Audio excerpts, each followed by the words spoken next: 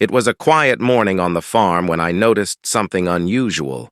My barn door, which I always left wide open for easy access, was blocked by a sleek black Porsche. I had just finished feeding the livestock and was about to start my usual routine of preparing the fields for harvest.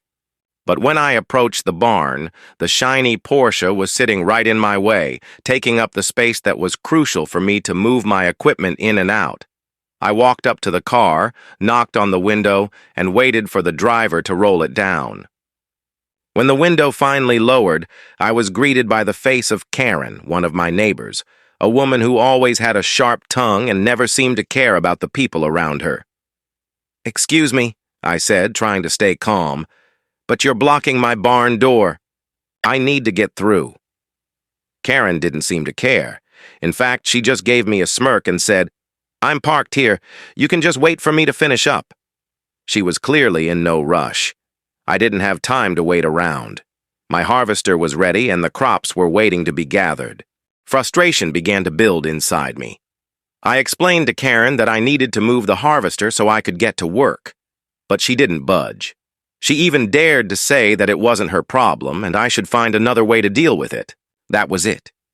My patience had run out.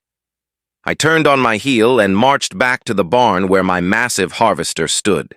I hopped into the driver's seat, started the engine, and without a second thought I drove it straight toward the Porsche. The sound of the tires grinding against the pavement filled the air as I steered the harvester toward the car, running right over the front bumper and crushing the hood. Karen's eyes widened in shock as she scrambled out of the car, shouting for me to stop. But it was too late. The damage was done.